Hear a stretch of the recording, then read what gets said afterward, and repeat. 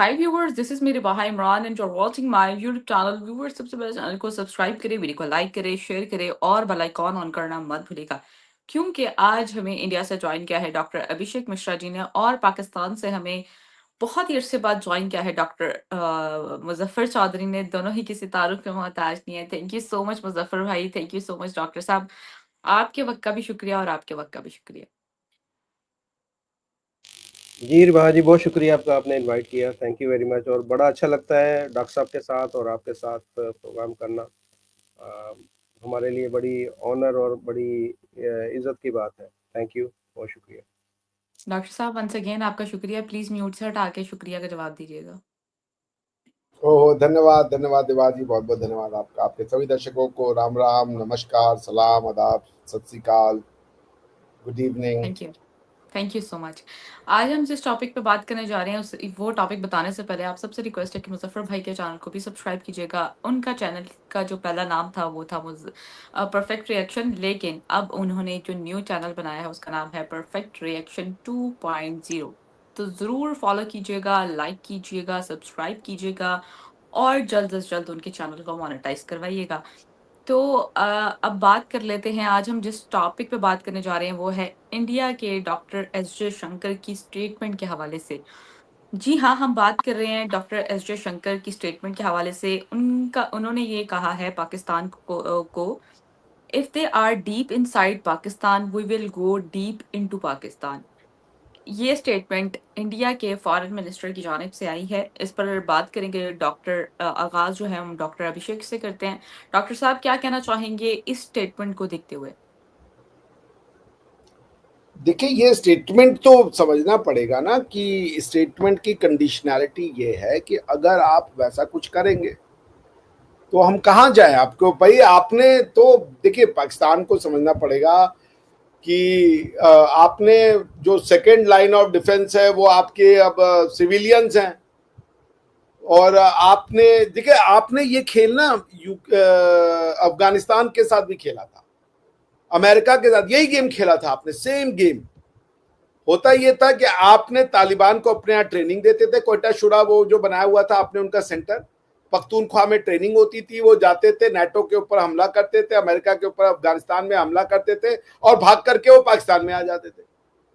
इससे बेचारे अफगानी परेशान थे। वो बल्कि कार्लोटा गाल करके एक मोहतरमा है, उन्होंने किताब भी लिखी, देवी जी ने, उनका उसमें यह था कि भाई पाकिस्तान के, अरे अफगानिस्तान के लोग ये कहते थे अमेरिकन से कि तुम हमें क्यों मार रहे हो, जबकि वो जो सारे के सारे जो आते हैं तालिबान वाले वो उस सरहद के उस पार से आते हैं, उस सीमा के उस तरफ से आते हैं।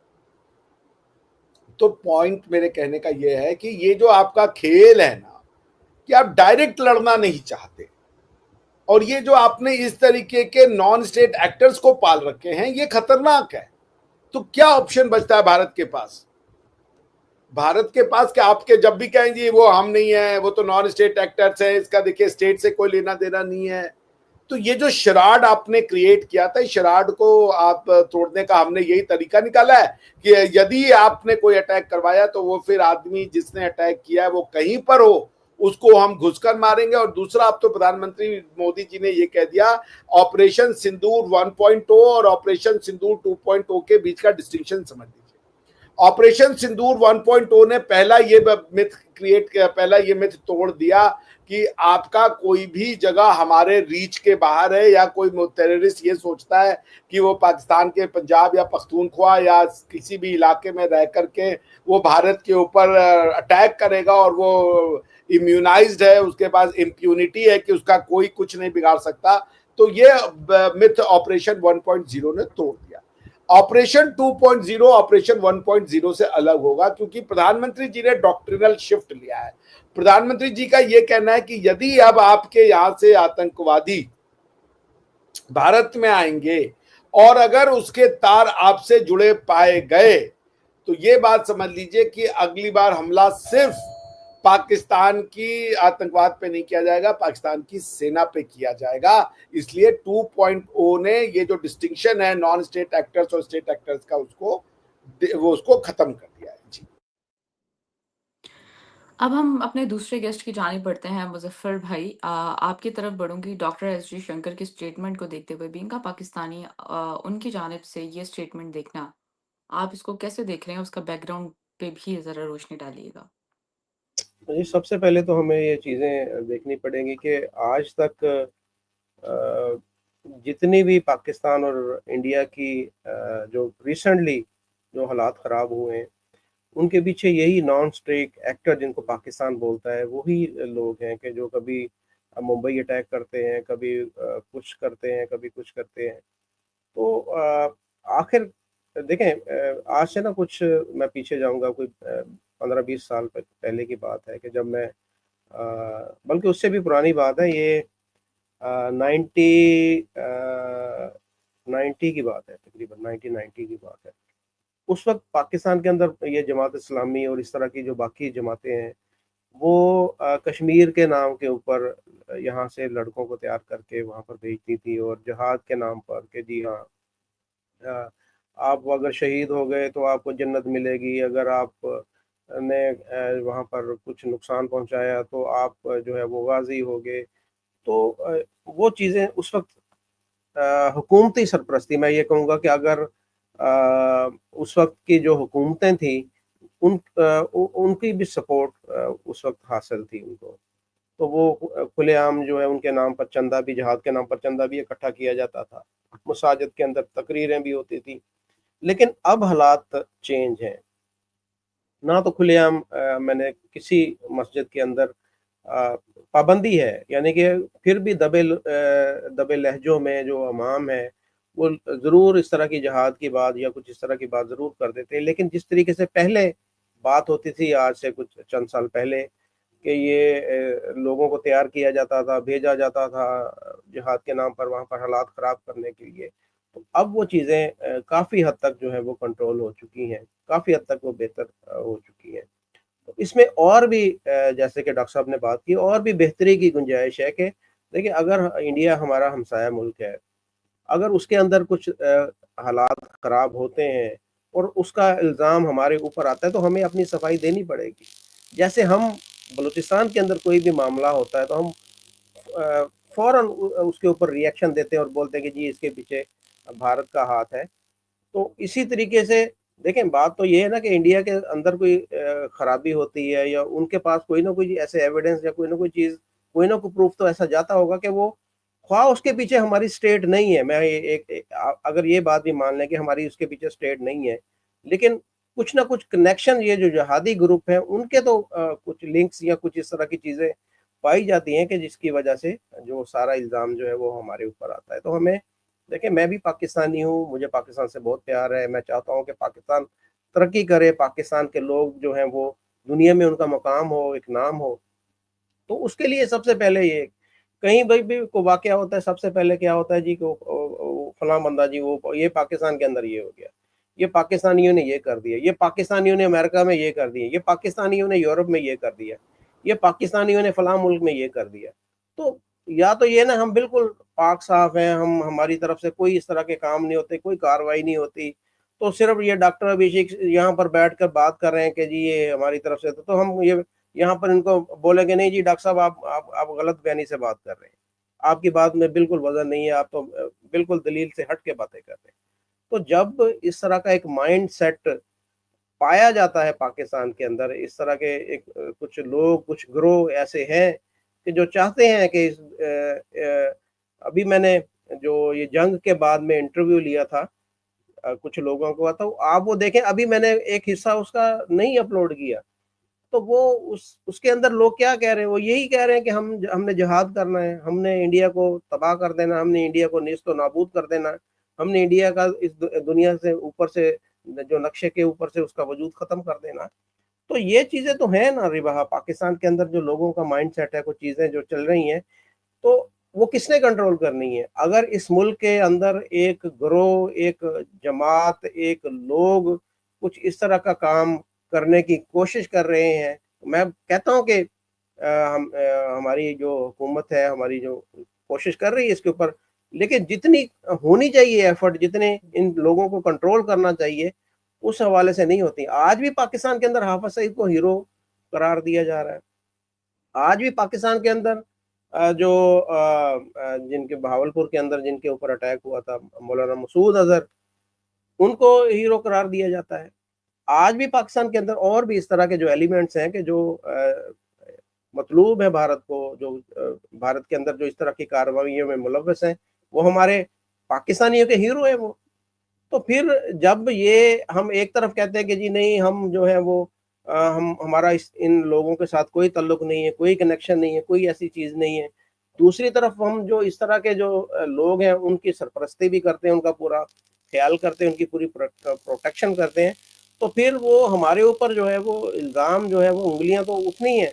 तो उंगलियां जो है वो रोकने का एक ही हल है, एक ही तरीका है कि इन लोगों का बिल्कुल अच्छे तरीके से जो है वो हमारी हुकूमत इसके ऊपर काम करे, हमारी स्टेट जो है वो इस तरह का मौका ही ना दे किसी को कि भाई ये देखे जी, अगर कोई वाकया इंडिया के अंदर होता है उसमें अगर हमारा बिल्कुल कोई कनेक्शन नहीं तो हम बिल्कुल वाज़ेह तौर पर उसका ऐलान करें कि भाई हमें उस चीज़ के प्रूफ दिए जाएं। लेकिन उससे पहले हमें, वो कहते हैं ना, अपनी मंजी के नीचे जो है वो डांग जो है वो ज़रूर फेरनी चाहिए। इस तरह के जो लोग, इस तरह के जो कार्रवाइयाँ जो उसमें मुलव्वस हैं, उन लोगों का जो है वो ट्रायल होना चाहिए, फ्री एंड जो बिल्कुल साफ और शफाफ ट्रायल हो, जिसमें इंसाफ होता हुआ नजर आए, उन लोगों को सजाएं होनी चाहिए, तभी जाकर जो है वो भारत के साथ हमारे रिलेशन बेहतर हो सकते हैं। और तब इस तरह की जरूरत पेश ही नहीं आएगी, ना नरेंद्र मोदी साहब को इस तरह की जरूरत पेश आएगी कोई स्टेटमेंट देने की, और ना ही एस जयशंकर जी को कोई जरूरत पेश आएगी कि हम इस तरह की कार्रवाई करेंगे। जब हम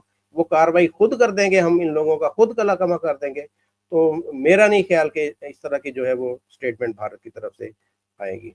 जी डॉक्टर साहब क्या कहेंगे आप? मुज़फ़्फ़र भाई को आप काउंटर भी कर सकते हैं। उसके अलावा अगर हम बात करें पाकिस्तान और इंडिया के रिलेशन को देखते हुए, तो दिन-ब-दिन हालात जो हैं वो सीज़ फायर के बाद भी उस तरह अमन तो नहीं आ सका। दोनों तरफ अवाम में तो नहीं, ख़ैर दोनों तरफ जो है वो बहुत ज़्यादा नफ़रतें हैं एक-दूसरे के लिए। आप इस पर क्या ओपिनियन रखते हैं? देखिए रिवाजी, मुजफ्फर भाई ने बहुत अच्छे से इसको डिस्क्राइब कर दिया। इसके बाद उनको काउंटर करना तो मूर्खता होगा ना। उन्होंने बहुत ही अच्छे से पूरे पॉइंट को समझा दिया। देखिए पॉइंट ये है कि हमने पाकिस्तान पे अटैक क्यों किया। क्या हम मुस्लिमों से नफरत करते हैं? तो हमारे पास 3 ऑप्शन थे, बांग्लादेश, पाकिस्तान, अफगानिस्तान। हम वहां तो नहीं गए। क्यों क्यों नहीं हमने वहां पे हमला किया? पाकिस्तान का जो ये एक माइंडसेट है ना, वो जो नफरत है, वो उसको जब तक कम नहीं करेंगे, डिनायलेबिलिटी, झूठ बोलना, पाकिस्तान जितना डिससर्विस झूठ बोल के करता है ना, उससे ज्यादा लोगों की नफरतें और बढ़ जाती है। जब वो सुनते हैं आपके एक्सपर्ट्स को ना, तो उनके खून सवार हो जाता है। I can relate with that. मैं यहाँ बैठा हूं तो मुझे उतना नहीं होता, क्योंकि अब मैं धीरे धीरे आप लोग को समझ रहा हूं। लेकिन जब मैं अगर एक आउटसाइडर हूं, मुझे जो लोग गालियां देते हैं, मुझे उनसे कोई उतना नाराजगी नहीं रहती, क्योंकि शायद मैं उनकी जगह होता तो भी वही गालियां लिखता। उसका कारण यह है कि आदमी को ये नहीं बुरा लगता कि आप मुझे ना लॉजिकली या किसी और तरीके से आप कोई और आर्ग्यूमेंट है, आप झूठ बोल रहे हो। और ये कष्ट का कारण है। अगर आप को कोट करते हैं, लकुम वली दिकुम वाला जो आपका है, तो यहां वो भी लिखा है कि सच जब तक बोलो जब तक कि तुम्हारे लोग तुम्हारे खिलाफ ना हो जाए। तो उसको भी यूज करें ना।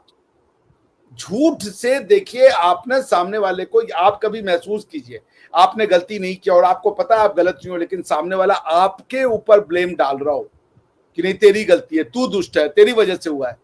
आपका ना मन उचट जाता है ऐसे लोग से। आप रिश्तेदारी तोड़ देते हैं, आप अपने संबंध तोड़ देते हैं, विषाक्त टॉक्सिक रिलेशन हो जाते हैं। पाकिस्तान की सबसे बड़ी गलती और कमियां झूठ हैं, नकार देना है। इस मामले में मैं नवाज शरीफ साहब की तारीफ करूंगा। इतना कुछ हुआ, उन्होंने ऑपरेशन सिंदूर के अगेंस्ट में एक स्टेटमेंट नहीं दिया, क्योंकि उनको पता है। नवाज शरीफ साहब ने कहा कि हां, हमने वाजपेयी जी के पीठ में खंजर भोंका था। इससे बड़ा सबूत आपको क्या चाहिए? अरे भारत खा जाएगा, क्यों खाएगा भारत? हमने स्वीकार कर लिया आप हमसे दूर जा चुके हो।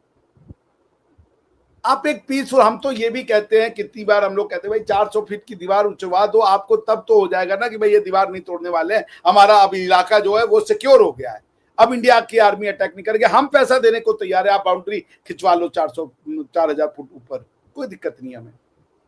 मगर ये निहत्थे बच्चों को, मासूमों को मार देना। आप देखिए चाइना ने, कल मेजर साहब ने आपके चैनल पे बताया ना कि चाइना ने जी इतने लोगों को पॉवर्टी से निकाल दिया, उनको दिलवा दीजिए पीस प्राइज नोबेल का। अगर आप देखें तो मोदी जी ने भी उतने लोगों को निकलवा दिया। आप चाइना की सक्सेस को अपना सक्सेस समझ रहे हो, पाकिस्तान के लोगों को गरीबी में आप धकेल रहे हो, और आपकी ये सफलता है कि चाइना आपको ऐसे ही रखेगा, चाइना आपको गरीब रखेगा, मजलूम रखेगा, और चाइना आपके रिसोर्सेज को यूज करेगा। चाइना आपको JF-17 थंडर तो देने को तैयार है, साइंस एंड टेक्नोलॉजी देने को तैयार है क्या? वो आपके साथ मिलकर के रिसर्च इंस्टीट्यूट बनाने को तैयार हैं क्या? IIT टाइप का अपनी कटिंग एज टेक्नोलॉजी देने को तैयार हैं क्या? भाई वो नहीं आपको अमीर बनाएंगे। आपको ना अमेरिका, आपको सबको चाहिए, चाइना को आप चाहिए आपके रिसोर्सेज के कारण। सीपेक बना करके वो वहां पे अपना आदमी भेजेंगे, अपनी फर्म्स भेजेंगे, वहां पे आपको लोन देंगे कि हम आपका इंफ्रास्ट्रक्चर बनवाएंगे, और जब आप वो इंफ्रास्ट्रक्चर नहीं दे पाओगे तो उस पर कब्जा होगा। आपका कराची स्टॉक एक्सचेंज, अगर मैं गलत हूं मुजफ्फर भाई मुझे ठीक कर देंगे, आपका कराची स्टॉक एक्सचेंज या कराची पोर्ट वाला जो एरिया है वो चाइना के कब्जे में ऑलरेडी जा चुका है। आपको कुछ समझ ही नहीं आ रहा है। आप हिंदू नफरत और भारतीय नफरत में, और बेसिकली वो स्वयं से नफरत में आप इतने ज्यादा आप मदांध हो चुके हैं आप, कि आपको अपना डिस्ट्रक्शन दिख ही नहीं रहा है। आपका यह कि इंडिया को बर्बाद कर दो, उसके बदले में हमारे साथ जो करना है करो, सलाह में कोई फर्क नहीं पड़ता। आपको यह दिख नहीं रहा है, और उसका सबसे बड़ा कारण है रिबाहा जी और मुजफ्फर भाई, मैं आप लोग से कहूंगा भगवान के लिए झूठ बोलना बंद करें। आप झूठ ने रिश्तों को बहुत बुरा कर दिया है। मुशर्रफ साहब की तो इंटरव्यू है कि जी हमारा तो यह कि गोली मार दो और मना कर दो कि हमने नहीं मारा। ये काम आप बलोचिस्तान में करो, यही काम आप भारतवर्ष में कर रहे हो। ये उचित लगता है क्या? पहले आपने कहा कि जी कारगिल में ये वहां के मुजाहिदीन हैं, कश्मीर के खुद के लोकल हैं, उसके बाद आपने किताब लिख दी, उसमें कहा कि जी ये तो हमने भेजे थे, ये नॉर्दर्न लाइट इन्फेंट्री के लोग थे। ये क्या है? 15 साल तक टीवी पे आके आपके जो एक्सपर्ट होते थे वो गालियां देते थे इंडिया को कि नहीं नहीं नहीं जी हमारे यहाँ नहीं है, हमारे यहाँ तो वो आप ही के लोग थे, आप ही के लोग थे। फिर जब वो हमसे कहते थे डायलॉग का, तो हम लोग कहते थे किससे डायलॉग करें, आपके यहाँ तो मिलिट्री और ये दो अलग अलग पावर सेंटर, नहीं हमारे यहाँ सब सिविलियन का है, मिलिट्री का कोई पावर सेंटर नहीं है। अब जी वाकई में हो गया। आप ये सोचिए ना, आप तो इमरान खान को जेल में डाल दे रहे हो, ऐसा क्या हो रहा है? चलो हिंदू दुष्ट है, हिंदू कमीना है, खराब है। इमरान खान तो शुद्ध पंजाबी या पठानी जो भी मुसलमान था, उसको क्यों जेल में डाला आपने? क्यों नहीं पट रही आपके? आपने तो आप मुसलमानों को, हमारे यहाँ दो देते जी उनको ना हक नहीं मिल रहे, ये नहीं मिल रहा, मुझे तो समझ में नहीं आता ये होता क्यों है। प्रधानमंत्री मोदी जी ने जितना मुसलमानों के लिए किया किसी ने नहीं किया, लेकिन आप क्यों मार रहे हो टीटीपी को खारिजे इस्लाम करके? भारत में खारिजे इस्लाम तो नहीं हो रहा कोई। आपने अहमदियाओं को खारिजे इस्लाम कर दिया, आपने टीटीपी को खारिजे इस्लाम कर दिया। साला आधा से ज्यादा पाकिस्तान, वो शिया ऑलरेडी खारिजे इस्लाम है, आधा से ज्यादा पाकिस्तान में मुसलमान ही नहीं रहते। आप इस स्तर पे आ गए हो। तो रिबाहा जी, अगर भारत पाक के संबंध को ठीक करना है तो 3 काम कीजिए। उंगली 2 दिखा रहा हूं, काम 3 बता रहा हूं। पहला, झूठ बोलना अल्लाह के वास्ते बंद कर दीजिए। अल्लाह के वास्ते, भगवान से तो आप मानते, अल्लाह से डरिए, झूठ मत बोलिए।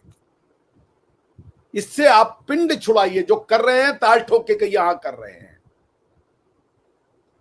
दूसरा, ये जिस टाइप का रिलीजन आप पढ़ा रहे हैं, जितना अपने इन मजहबी नेताओं को फ्रीडम दिया है, सऊदी अरेबिया ने नहीं दिया है। कंट्रोल करें इनको। तीसरा, गर्ल्स को एजुकेशन पे ध्यान दे, बच्चियों को पढ़ाएं, बच्चियों को लाएं आगे। बिटियाओं को लाएं आगे, और तीसरे में दूसरा, अपनी बच्चों को बताएं कि हम हिंदू थे, हम हिंदू हैं, हम हिंदू रहेंगे। इस्लाम हमारा दीन एक मजहब है। जैसे अरबी थे और मुसलमान भी हो सकते हैं, उसी तरीके से हिंदू भी और मुसलमान भी हो सकते हैं। अपने बच्चों को राम राम कहना सिखाइए। राम राम कहने से आपके प्रॉफिट या कोई भी आपका छोटा नहीं होंगे। मुजफ्फर भाई के चैनल पे मैंने वो दिखाया था, याद है मुजफ्फर भाई, वो जो इंडोनेशिया के राष्ट्रपति से पूछा गया आपके सुपर हीरो कौन है, तो क्या जवाब दिया था, आप ही बता दीजिए। क्या कहा था उन्होंने? भगवान श्री कृष्ण। तो क्या वो मुसलमान नहीं रह गए? आपको लाहौर से इतना प्यार है और आप भगवान राम की बेटे के शहर में रह रहे हो और आप राम राम नहीं कहोगे? मैं राम राम कह दिया तो मैं अच्छा हिंदू नहीं रहा, मैं मुसलमानों का दुश्मन हो गया, मैं रिवाज जी का दुश्मन हो गया? भाई मैं राम राम ही मेरी ग्रीटिंग है। मैं राम राम कहने में ज्यादा कंफर्टेबल महसूस करता हूँ रादर देन नमस्ते और एनीथिंग, क्योंकि ये मेरी पहचान है। पर क्या मैं राम राम कहने से रिवाज जी का दुश्मन हो गया? क्या मैं परफेक्ट रिएक्शन वाले मुजफ्फर भाई का दुश्मन हो गया? नहीं है ना ऐसा। क्या आपने कुछ एक्सेप्ट किया तो उसके लिए कुछ डिलीट करना आवश्यक है? इसीलिए मैं कह रहा हूं एमबीएस साहब को फॉलो करें, अपने से दोस्ती करें, अपने आने वाले बच्चों को अस्सलाम वालेकुम के साथ नमस्ते करना, राम राम करना भी सिखाइए। बताइए कि ईद की 3 दिन की छुट्टियां तो हैं, पर दीपावली की भी छुट्टी है, ये भी हमारा त्योहार है। मैं कजाकिस्तान में था, ईद की छुट्टी नहीं मिली, नवरोज मनाया गया। रिबाज जी आपको तो याद होगा, आपने प्रोग्राम के लिए कॉल किया था, मैंने आपको बताया था कि मैं नवरोज सेलिब्रेशन के लिए बाहर आया हुआ हूं। कजाकिस्तान का 80% जनता या 90% जनता मुसलमान है। आप क्यों नहीं दीपावली, होली और लोहड़ी सेलिब्रेट कर सकते? ये बताइए अपने लोगों को। जी मैंने काफिरादी कभी तारीफ नहीं करी, काफिरादू मैंने यानी ए रखा है, काफिरादू वो रखा है। अरे भाई आप काफिर के इतने बड़े चैंपियन हो गए हो और अबू धाबी में मंदिर बना के दे दिया उन्होंने, अरबों की भूमि पे मंदिर बना दिया। आपको AKW प्लीज, रिबाज गायब हो गई, बस इतना ही कहना है मुझे। मुजफ्फर भाई आप क्या कहेंगे एंड पर, मैसेज क्या देना चाहेंगे हमारे व्यूअर्स को?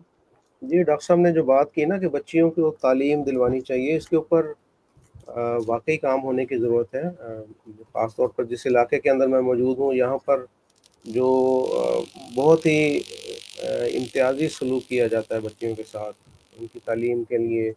अभी आज ही ये एक जो न्यूज़ है वो ये मैं आपको दिखाऊं, एक बच्ची को जो किसी के घर में, अब यहाँ पर ना बहुत ज़्यादा गुर्बत है जैसा कि मैंने पहले जिक्र किया था, तो बच्ची किसी के घर में काम करती थी, तो पता नहीं क्या वजह हुई, क्यों उसको इतना उसके ऊपर तशद्दुद किया कि वो बेचारी की जान चली गई।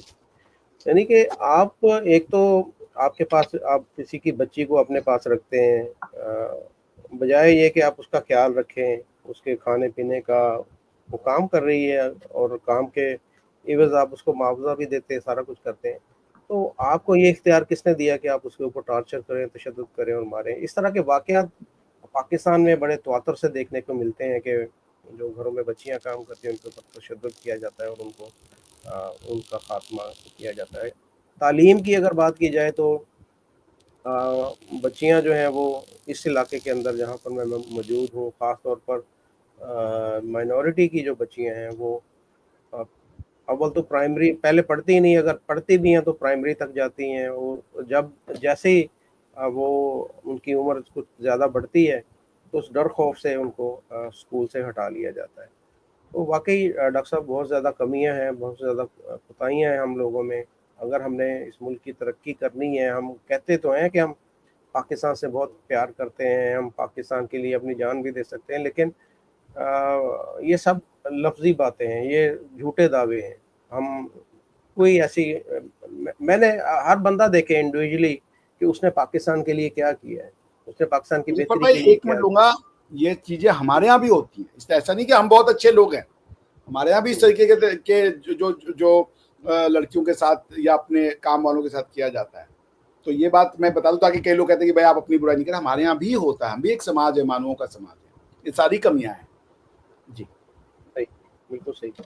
बहरहाल फिर भी जो है वो हमें तो कहते हैं ना कि अपने अंदर देखने की ज़रूरत है, हमें अपनी बेहतरी करने की ज़रूरत है कि हम किस तरीके से इन बच्चियों को भी, जो पाकिस्तान की पॉपुलेशन का 50% है, अगर वो भी मर्दों के शाना बशाना काम करेंगी, शाना बशाना जॉब में और अपॉर्चुनिटीज़ उनको मिलेंगी, तो मेरे ख्याल में जो पाकिस्तान की तरक्की की शरह है वो बहुत जल्द वो बेहतर हो सकती है। अब यहाँ पर कोई ऐसा रिबाहा, क्योंकि फीमेल हैं, ये खुद बता सकती हैं कि हम लाहौर तो एक ये समझे कि पाकिस्तान का सबसे एक तरक्की याफ्ता शहर है। लाहौर हो गया, कराची हो गया, इस्लामाबाद हो गया, ये 3 इस तरह के शहर हैं कि जहाँ पर जो फीमेल हैं वो आज़ादी से जो है वो मूवमेंट कर सकती हैं। तो बाकी ओवरऑल पाकिस्तान में इस तरह की सूरत हाल नहीं है, और ना ही कोई इस तरह का रुझान है कि वो लड़कियां जो हैं वो ऑफिसेज में या किसी फैक्ट्रीज में कहीं पर जॉब कर सकें। तो उसके लिए भी जो है वो अगर इक़दामात किए जाएंगे उनकी तालीम के लिए, उनके लिए जॉब अपॉर्चुनिटीज़ क्रिएट करने के लिए, तो पाकिस्तान जो है वो जल्दी तरक्की कर सकता है। जी रिबा। सही हो गया। डॉक्टर साहब एंड पर क्या मैसेज देना चाहेंगे हमारे व्यूवर्स को फिर प्रोग्राम में? एंड पे यही आपके व्यूअर्स को, खासकर पाकिस्तानी दर्शकों को, कि खुश रहें, आपकी तरक्की में, आपकी इकोनॉमिक प्रोस्पेरिटी में हम आपसे ज़्यादा खुश होंगे, क्योंकि आप माने या न माने वो हमारी ही धरती है, उसकी बर्बादी में हम खुश नहीं होंगे। और इसलिए आप अपना घर ठीक करें, कुछ गलतियों को माने, प्रोग्रेसिव बने, और समाज में रिलीजन एक अंग हो सकता है, पर रिलीजन सब कुछ नहीं हो सकता। इस ओर बढ़े, उसके बाद आप अपने बच्चों को गरीबी से हटाएं, भारत आपका सहायता करेगा, क्यों नहीं करेगा, हम लोग एक परिवार के लोग हैं। लेकिन आप अपनी विरासत को स्वीकारिए, बस यही कहूँगा मैं। बाकी आपकी खुशियों में हम कोई वघन नहीं डालना चाहता। आपके एक इंच का भी नुकसान होगा तो हमें भी उतना ही कष्ट होगा जी। Thank you so much doctor साहब, thank you so much Muzaffar भाई, आप दोनों के वक्त का बेहद शुक्रिया। मैं एंड पर यही जाते हुए कहना चाहूँगी, हमें पॉजिटिव थिंकिंग के साथ आगे बढ़ने की ज़रूरत है, और अगर हम चाहते हैं कि हमारे इंडिया के साथ रिलेशन बेहतर हों या किसी भी कंट्री के साथ हमारे रिलेशन बेहतर हों, तो हमें बहुत ज़्यादा पॉजिटिव थिंकिंग करनी चाहिए और अच्छी पॉलिसीज़ को मेक करना चाहिए। और इसी तरह मैं यही चाहती हूँ कि इंडिया भी जो है, जो नफ़रतें हैं उनको जो है वो ख़त्म करे। और ऑब्वियसली जब टेररिज्म की बात आती है तो फिर दोनों तरफ से क्लैशेस जो हैं वो बढ़ जाते हैं, क्योंकि इंडिया पाकिस्तान पे कहता है कि पाकिस्तान आज आप टेररिज्म। नमस्ते तो बोल नहीं पाती, बाकी का क्या ही अब बोला जाए। चलें सर, नमस्ते, आप खुश हो जाएं सर। तो मुझे यही क्या खुश सब है। होना है, ये तो आपका ही है ना, मैं तो ये कह रहा था। जी क्या जी मैं सर, जो की थैंक यू सो मच। और व्यूअर्स आपका भी शुक्रिया, हमें चीज़ों को बेहतर करने के लिए उस पे जो है थिंकिंग करने की ज़रूरत है। नेक्स्ट प्रोग्राम तक के लिए हमें दें इजाज़त। Thank you so much. धन्यवाद।